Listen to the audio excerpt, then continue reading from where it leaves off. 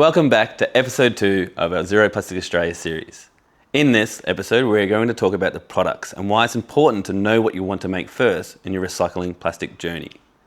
I'll talk about the pros and cons, and I'll talk about the reasoning of why it's important to kind of reverse engineer your product first, to save you all the pain and issues that can come from buying the wrong machines, the wrong mold, and using the wrong plastics. Hopefully by this, you'll be inspired and have an idea by the end of this episode of what the product is that you want to make.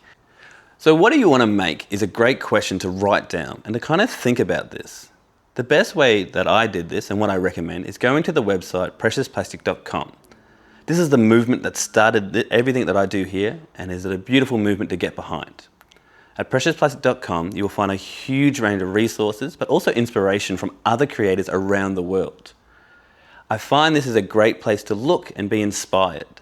See what products exist and say, look, maybe that's what I want to make. If it's already been created in the precious plastic universe, then you know yourself that you'll be able to make this. It's also another idea is to go onto the Instagrams of other creators and have a squiz and try and be inspired.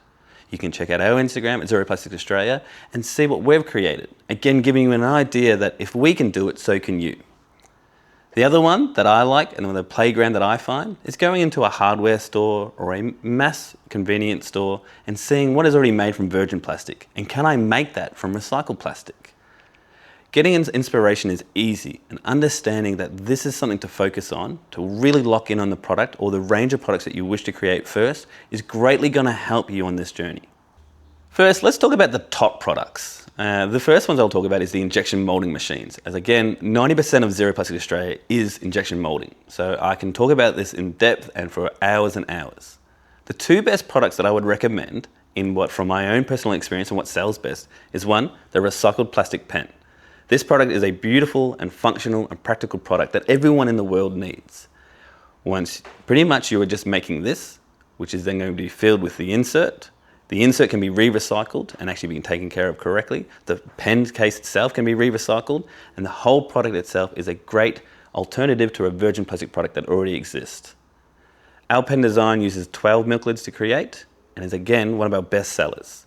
It can be branded and can be offered to schools, charities and not-for-profits. If you are going down the injection molding route, I would highly recommend looking at the recycled plastic pen as one of your products in a range. If you are going into the injection molding route, another great product to create is this, your country. You can make it as a magnet and or a keyring. This is great for kind of souvenirs for tourism. A lot of tourists can come to your country and they want to leave with some kind of souvenir. And what better souvenir than actually your rubbish recycled into a product, branded and turned into something they can take home. We found that the recycled plastic pen and the country keyring is a brilliant idea and a great way to start. So if you choose the injection molding route, please do your own research, looking to see what exists and be inspired. But I do recommend looking at these two ideas as kind of helper or filler products when growing forwards. If you then decide to go down the recycled plastic sheet route, making sheets and then using these sheets to be turned into a different amount of products, one of the better products to sell, the top products that we found was this, a recycled plastic bin. The recycled plastic bin is a nice and easy one to create. It does take about 4 hours to create one bin. However, there's a huge demand. It recycles 250 milk lids to create and is a great way to turn into a functional, practical product. The other product that I highly recommend making if you are deciding to go down the sheet route and using sheet press as your main machine in your journey is clipboards. A recycled plastic clipboard is a really easy product to create. Takes about 110 milk lids to create. We used a bulldog clip to add onto the top, so then at the end of its life it could be re-recycled. A lot of schools, offices and nurses and everyone in between would buy these to have in their workplace. It was a very high demand item that people would be after and it comes in beautiful colours. This was another great idea, and if you are going down the recycled plastic sheet route, I would highly recommend adding either the clipboard or the bin itself to your range, as these are great starters. Now I can't really talk about too much detail about the extrusion side of things with recycling plastic. I did have the machine for a little amount of time. I tried my best and I did experiment. One of the best things I found with the extrusion is this. We made these little bowls. They were great for succulents and putting pelt in them and then filling it with soil to put our plants in. They can use as well. You can put food and stuff in it. We highly recommend staying away from food, anything to do with plastic. However, with the extrusions, you can make amazing things like this. There are better people out there that are doing way cooler stuff, like making buddy benches, or people on gardening on country, and an Australian crew who make gardening tools. I highly recommend checking them out. They do amazing stuff with this same kind of plastic. The extrusion machines are very useful. They're very costly to begin with. However, you can make some amazing stuff with this if you are skilled enough to understand the process. Yep. So why is it so important to choose a product first? Is a great kind of question, and something that I'm pondering when creating this series. I have found that I've failed so many times and brought the wrong machines and the wrong mold and done the wrong process in order to create an idea. When really, if I had the understanding of what I wanted to create and reversed it, it'd be a lot smoother. I really highly recommend writing on a notepad or a whiteboard or whatever works best for your brain and writing down the ideas of the product you want to bring to life. Once you know this why, you know that you want to create a comb or a coaster or whatever it is, you will have the better understanding of what plastic to use, what machines to use, what molds, and a rough idea of cost. This will allow you to kind of think the process through before you really commit to the idea. The other big thing you need to focus on, once you have an idea of the product you are going to create, is where you're going to sell it.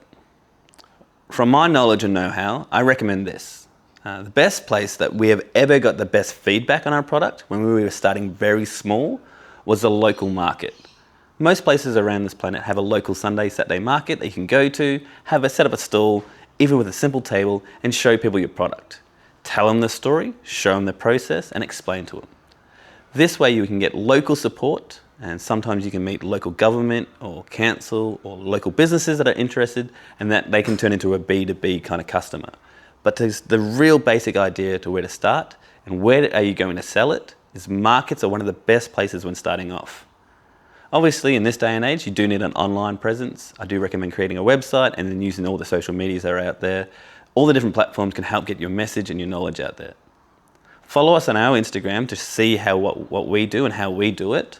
Check out our website for any inspiration as well. I'm more than happy to kind of use this as a platform.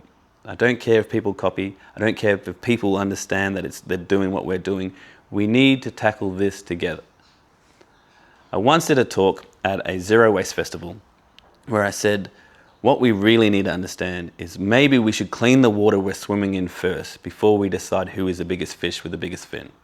And I think that's the mentality we need moving forwards.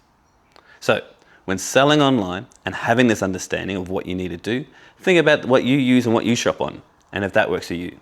The other option, once you are up and running, you have a few products, I recommend going to local cafes and local businesses to see if they will help stock your products. Reaching out to wholesalers and see if they will also sell your recycled plastic creation. The other question that you need to ask yourself is who's going to buy it? Now, it's really easy in this industry and this journey that you're about to begin to kind of what we call blinders off and think you're going to change the world and everything's going to be amazing. You're going to sell 1 million of these and 100,000 of this. The idea that I think you need to focus on is with your product or the product that you want to create is how many are you going to sell? Let's say that you want to make just 4 for your nan for a gift. That's a great idea, great place to start. But if that's all you're going to make, then you're better off kind of going to somebody that has a facility and going to see if they can contract manufacture your idea to life. A really good resource that I highly recommend, again, is the preciousplastic.com website, and in there is a tab that has a map. If you go to the map, this will bring up the whole world and it'll show you all of the other places around this planet that do what I do here at Zero Plastic Australia. They kind of create and make things out of recycled plastic. You might be able to reach out to them and say, look, I want to make just 100 of this. I don't want to commit to the machine or the mold or the knowledge or know-how. I just want it to be created in a sustainable manner. Using this resource is a great way to do it if you want to do it on a small scale. Now let's talk about the opposite. Let's say that you want to make 100,000 combs and you want to sell them across your country.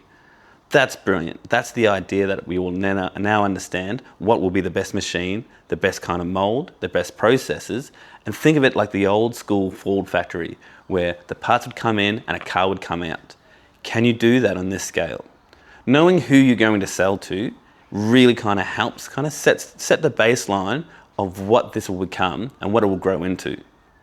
I'm all for the idea of starting small and growing big. I think 1% towards your goal is so much better than 0%. So understanding this is really crucial. Are you going to make just a small amount and do something for a little hobby? Is this going to be a business and a career?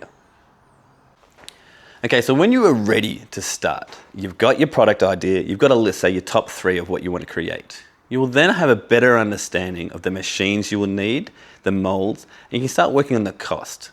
Now, if you want to know how much all of this costs, well, I'll talk about this in future episodes in more detail. But again, your number one resource to go to is preciousplastic.com. Checking out the map, like I mentioned earlier, is really, really useful. Because by doing so, you'll be able to find local makers of machines, local mold makers, and maybe even plastic suppliers who are closer to where you are. By using this network and growing this precious plastic movement, you'll be able to make a bigger impact faster. On the Precious Plastic Bazaar is an online marketplace. You can see the rough idea of what it's going to cost for the machines, molds, plastics, and products. This gives you a good baseline around the world of what people are charging and how much it will cost to kind of get this idea off the ground. The other thing to remember as well is if you want to start small, but you don't want to commit to the machines, you don't want to kind of see if you can afford the molds or the plastic, or you don't even have the room to begin, what you can do is reach out to somebody like us at Zero Plastic Australia or somebody that does what we do and get them to contract manufacture your idea. Say, I want to see if this works. Pretty much try before you buy. A lot of these industries and people that we work with and ourselves will help bring your idea to life. You then make it, manufacture it with full transparency, sell it, and then use the profits from the product that you brought to life to help start your own business, to invest in the machine that you need, to invest in the mold, to grow and to move forwards just like we did.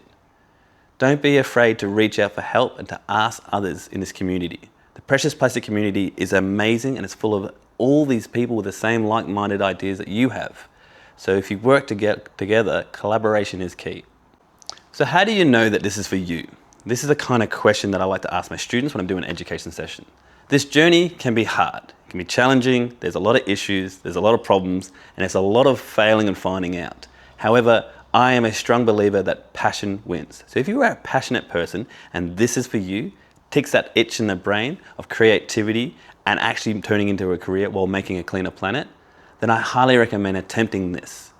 1% is so much better than 0%, and attempting towards your goals, you do not know how far you will go. If somebody asked me 5 years ago, where will you be? I didn't think I'd be here standing in front of a camera talking about my passion project that has now turned into a very successful business. If you are passionate, if you have drive, and if you are wanting to leave a cleaner world behind for the next generation, then this journey is for you. You have to be tough-hearted, you have to have grit, you have to be ready to fail and to continue. However, hopefully with the resources of here at Zero Plastic Australia, at Precious Plastic, and all the other people in this universe that exist with us trying to do what we do, you can learn from it, leap ahead, and collaborate into a better world.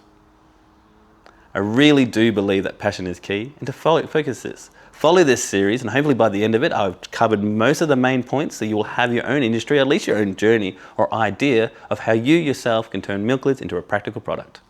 That's it for this episode. Hopefully I've got you in the right points. Again, the homework of this is go on to preciousplastic.com, check out their inspiration that's there and all the knowledge and know-how of what I used and what you can use yourself to grow ahead and kind of get an understanding of where's the best place to get your knowledge from. Check out the Precious Plastic Bazaar for the machine costs, the molds, and the products already out there. Get inspiration from them and say, this is what I want to do. For inspiration, go into your hardware store or your department store and see what's already made from virgin plastic and see, well, can I make it from recycled plastic? Get inspiration from Instagram and Facebook and other social media platforms and see what already exists. If it's being created, you can definitely create it yourself and help your local community. If you have your own unique idea, write it down, draw it up, and hopefully throughout this video series, we will help bring that idea to life and you will have the first ever recycled plastic version of your product.